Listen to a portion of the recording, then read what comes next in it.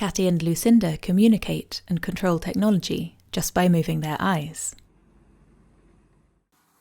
which means they're able to play chess together, even though Lucinda lives in Sussex, England, and Kati lives in Finland.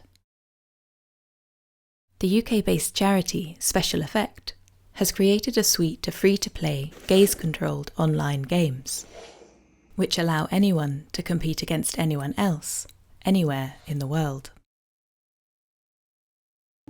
There are games you can play by yourself, or one against one, whether the person you're playing against uses gaze control or not. You beat me!